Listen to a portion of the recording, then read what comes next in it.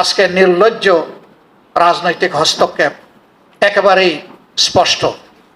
Central bank থেকে শুরু করে বিভিন্ন ব্যাংক, বীমা কর্পোরেশন, এই সবগুলাতে আজকে সেই থাবা বিস্তৃত হচ্ছে এবং সমাজের অপরাধী লোকদেরকে গুরুত্বপূর্ণ জায়গায় বসিয়ে দেওয়া হচ্ছে, যাদের বিরুদ্ধে অপরাধ বিভিন্নভাবে প্রমাণিত। এইভাবে যদি দেশের অর্থনৈতিক ব্যবস্থাপনার উপর রাজনৈতিক অন্যায্য হস্তক্ষেপ অব্যাহত থাকে, তাহলে ইতিমধ্যেই অর্থনীতির দুই অঙ্গের এক অঙ্গ মাটির সাথে পড়ে গোড়াগড়ি বাচ্ছে স্টক মার্কেট, আরেকটা অঙ্গ ব্যাংক, বীমা কর্পোরেশন। এইটাও যদি এলোমেলো বিধ্বস্ত হয়ে যায়, তাহলে জাতির গন্তব্য কোথায় গিয়ে দাঁড়াবে? মূল দায়িত্ব সরকারি দলের। তারা বলেছেন নির্বাচন হওয়ার স্বার্থে তারা জনগণকে অনেক কিছু বলেছেন, আসলে এটা তাদের মনের কথা নয়। যদি রাজনীতিবিদরা এরকমই জনগণকে ধোঁকা দিয়ে থাকেন, তাহলে রাজনৈতিক প্রতিষ্ঠানের উপর জনগণের আস্থা তৈরি হবে কিভাবে? আমরা বিস্মিত, আমরা নিন্দা জানাই। ঠিক হয়নি জনগণকে এইভাবে ধোঁকা দেওয়াটা। আপনারা দেখেছেন সংসদের ভিতরে গণভোটের গণরায়, যা ৬৮.৬% মানুষ ভোট দিয়ে হা বলেছিল, তার পক্ষে বিরোধী দলের অবস্থান ছিল ঐক্যবদ্ধ এবং স্পষ্ট। আমরা আলোচনা করেছি, কিন্তু ২/৩ জুড়ে সরকারি দল আমাদের দাবি অগ্রাহ্য করে বাস্তবে জনগণকে অপমানিত করেছে। ২০২৬-২৭ অর্থ বছরের জন্য বিরোধী দল হিসাবে বাংলাদেশ জামাত ইসলামের পক্ষ থেকে একটি বাজেট প্রস্তাবনার জন্য আয়োজিত আজকের এই সাংবাদিক সম্মেলনে উপস্থিত বিভিন্ন রাজনৈতিক দলের শীর্ষ নেতৃবৃন্দ, বাংলাদেশ জামাত ইসলামের কেন্দ্রীয় নেতৃবৃন্দ এবং সাংবাদিক বন্ধুগণ, সূচনা মূলত 1947 সালে। 47 সালে পাকিস্তান ভারত নামের দুটি রাষ্ট্রের উৎপত্তি হয়। তৎকালীন পূর্ব পাকিস্তান এবং আরো 3টি প্রদেশ নিয়ে পাকিস্তান গঠিত হয়। পূর্ব পাকিস্তান এবং পশ্চিম পাকিস্তানের মাঝখানে ভারতের বিস্তর এলাকা অবস্থিত রয়েছে। এতটুকু ব্যবধানে তারপরেও আমরা চেয়েছিলাম দীর্ঘদিন ফ্যাসিবাদী শোষণের জাতাকলে পিষ্ট এই জাতি আস্তে আস্তে গণতন্ত্রের রৌটে উঠে যাক। সেই জন্য আমাদের হাজারো আপত্তি, রিজার্ভেশন থাকা সত্ত্বেও আমরা সেই নির্বাচনের ফলাফল মেনে নিয়েই সংসদে গিয়েছিলাম। একদিনে 2টি নির্বাচন, একটা ছিল সংসদ নির্বাচন, আর একটা সংস্কার পরিষদের নির্বাচন। গণভোট, 2টা ব্যালট পেপার ছিল, জনগণ 2টাতেই রায় দিয়েছে, কেউ একটাতে রায় দেয়নি। এর আগে আমরা সমস্ত রাজনৈতিক দলগুলা বলেছিলাম গণভোটের রায় আমরা সকলে মেনে নেব এবং সেই অনুযায়ী দেশ পরিচালিত হবে। কিন্তু ভোট অনুষ্ঠিত হলো, তারপরের দিনই বর্তমান সরকারি দল তারা তাদের ধারণা পরিবর্তন করলেন, তারা গণভোটকে অস্বীকার করলেন। 2টি শপথ নেওয়ার কথা, একটা নিলেন, আরেকটা নিলেন না। কেন নিলেন না তার ব্যাখ্যা তারা ইতিমধ্যে দিয়েছেন। তারা বলেছেন নির্বাচন হওয়ার স্বার্থে তারা জনগণকে অনেক কিছু বলেছেন, আসলে এটা তাদের মনের কথা নয়। যদি রাজনীতিবিদরা এরকমই জনগণকে ধোঁকা দিয়ে থাকেন, তাহলে রাজনৈতিক প্রতিষ্ঠানের উপর জনগণের আস্থা তৈরি হবে কিভাবে? আমরা বিস্মিত, আমরা নিন্দা জানাই। ঠিক হয়নি জনগণকে এইভাবে ধোঁকা দেওয়াটা।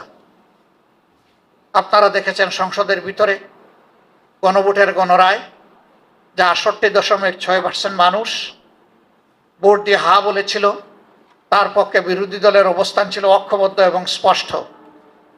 আমরা আলোচনা করেছি, কিন্তু ২/৩ জুড়ে সরকারি দল আমাদের দাবি অগ্রাহ্য করে বাস্তবে জনগণকে অপমানিত করেছে।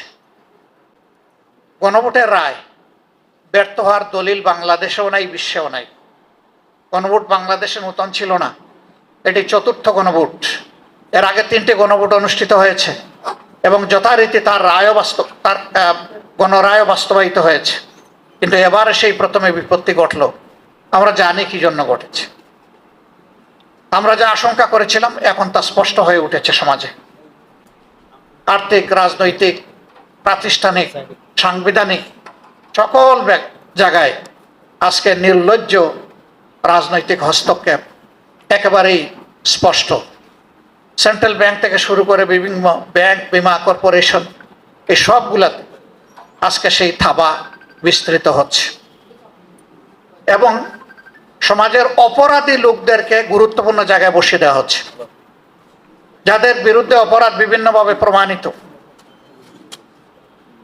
এইভাবে যদি দেশের অর্থনৈতিক ব্যবস্থাপনার উপর রাজনৈতিক অন্যায্য হস্তক্ষেপ অব্যাহত থাকে, তাহলে ইতিমধ্যেই অর্থনীতির 2 অঙ্গের এক অঙ্গ মাটির সাথে পড়ে গোড়াগড়ি বাচ্ছে স্টক মার্কেট, আর একটা অঙ্গ ব্যাংক, বীমা কর্পোরেশন।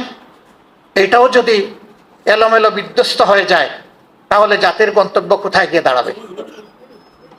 মূল দায়িত্ব সরকারি দলের, তারা এই দায়িত্ব এখন পর্যন্ত পালন করার কোনো সদিচ্ছা তাদের ফুটে ওঠেনি। কিন্তু আমরা এই দেশকে ভালোবাসি। এই দেশকে ভালোবাসার কারণেই আমরা মনে করি যে আগামী বাজেট কেমন হওয়া উচিত সেই ব্যাপারে জনগণের অভিপ্রায়কে অনুধাবন করে জনগণের সামনে আমাদের চিন্তাগুলো পেশ করা উচিত। এটি বাজেট নয়, এটা বাজেটের পূর্ব ধারণা। এখান থেকে যদি সরকার ভালো কিছু পিক আপ করেন, জনগণ উপকৃত হবে। এটা কোনো দলের বিষয় নয়। আমরা এই বাজেট কোনো দলের জন্য দিচ্ছি না।